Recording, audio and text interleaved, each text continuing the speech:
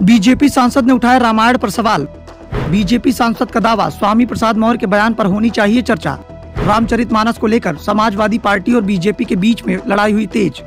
रामचरितमानस पर बिहार से उठा विवाद अब यूपी तक पहुंच चुका है। स्वामी प्रसाद मौर्य ने तो पहले ही रामचरितमानस पर बैन लगाने की बात कर दी थी, लेकिन जब उन्हें अपनी ही पार्टी से समर्थन नहीं मिला तो उन्होंने कुछ लाइनों को हटाने की मांग की। लेकिन मौर्य के खिलाफ अब बीजेपी ने भी मोर्चा खोल दिया है। समाजवादी पार्टी के भी कई नेता मौर्य की बयानबाजी से नाराज दिखाई दे रहे हैं, तो शिवपाल ने इस बात को साफ कर दिया है कि मौर्य का बयान उनका निजी बयान है, इसमें समाजवादी पार्टी का कोई भी समर्थन नहीं है। समाजवादी पार्टी रामचरितमानस सहित सभी धार्मिक ग्रंथों का पूरा समर्थन करती है। केशव प्रसाद मौर्य लगातार इसे लेकर अखिलेश यादव को घेरते जा रहे हैं। वो इस बात का दावा कर रहे हैं कि मौर्य का बयान अखिलेश यादव के इशारे पर ही दिया गया है। बीजेपी अभी तक सपा की घेराबंदी में जुट गई थी, तो दूसरी तरफ अब बीजेपी सांसद ने ही स्वामी प्रसाद मौर्य के बयान का समर्थन कर दिया है। बदायूं से बीजेपी की सांसद संघमित्रा मौर्य ने कहा कि स्वामी प्रसाद मौर्य ने रामचरितमानस की जिस चौपाई का जिक्र किया है और उसे आपत्तिजनक बताया है, उस पर विद्वानों के साथ चर्चा की जानी चाहिए। स्वामी प्रसाद मौर्य ने अगर एक चौपाई का उदाहरण दिया है तो वो शायद इसलिए क्योंकि वह लाइनें भगवान राम के चरित्र से मैच नहीं खाती। जहां भगवान राम ने जाति को महत्व दिए बगैर सबरी के जूठे बेर खाए थे, तो वहीं उस चौपाई में जाति का वर्णन किया गया है। अगर एक चौपाई को लेकर स्पष्टीकरण मांगा गया है तो मीडिया में इस पर बैठकर बहस नहीं होनी चाहिए। ये विश्लेषण का विषय है, इस पर विद्वानों के साथ बैठकर चर्चा होनी चाहिए। जब हमें कोई भी चीज भगवान के विपरीत ही मिलती है तो हमें स्पष्टीकरण होना ही चाहिए।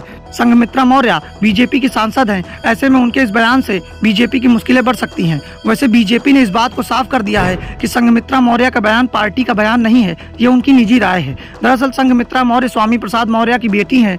एक साल पहले तक स्वामी प्रसाद मौर्य भी बीजेपी में थे। योगी सरकार के पहले कार्यकाल में वो कैबिनेट मंत्री हुआ करते थे, लेकिन विधानसभा चुनाव से पहले वो बीजेपी छोड़कर समाजवादी पार्टी में चले गए थे। संघमित्रा मौर्य बीजेपी में ही रह गई थी, लेकिन उन्होंने कभी भी स्वामी प्रसाद मौर्य का विरोध नहीं किया। इसके बाद से ही इस बात का दावा किया जाने लगा कि जिस तरह से विधानसभा चुनाव से पहले स्वामी प्रसाद मौर्य को बीजेपी ने झटका दे दिया था, वैसा ही झटका लोकसभा चुनाव से पहले क्या संघमित्रा मौर्य को भी बीजेपी दे देगी। वो लोकसभा चुनाव से पहले समाजवादी पार्टी में शामिल हो जाएंगी और अब इस बात के संकेत भी मिलने लगे हैं कि समाजवादी पार्टी के टिकट पर संघमित्रा मौर्य बदायूं से लोकसभा का चुनाव लड़ेंगी। लेकिन अभी भी संघमित्रा मौर्य बीजेपी की सांसद हैं। ऐसे में सवाल उठ रहे हैं कि क्या बीजेपी अपनी सांसद पर कार्यवाही करेगी।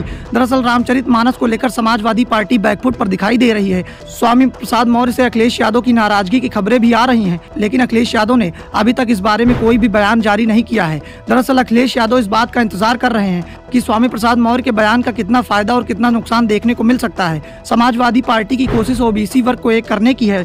ऐसे में स्वामी प्रसाद मौर्य के खिलाफ यदि सख्त एक्शन लिया गया तो ओबीसी वर्ग को एक करने की कोशिश में रुकावट आ जाएगी। इसलिए अखिलेश शांत हैं, लेकिन शिवपाल ने इस बात को साफ कर दिया है कि समाजवादी पार्टी स्वामी प्रसाद मौर्य के बयान का समर्थन नहीं करती। हालांकि शिवपाल के बयान को समाजवादी पार्टी का बयान नहीं माना जा रहा है, क्योंकि इस समय शिवपाल की हैसियत पार्टी में सिर्फ और सिर्फ एक विधायक की है। उनके पास समाजवादी पार्टी का कोई भी पद नहीं है। शिवपाल अखिलेश के चाचा हैं, तो स्वामी प्रसाद मौर्य को अखिलेश यादव का करीबी माना जाता है।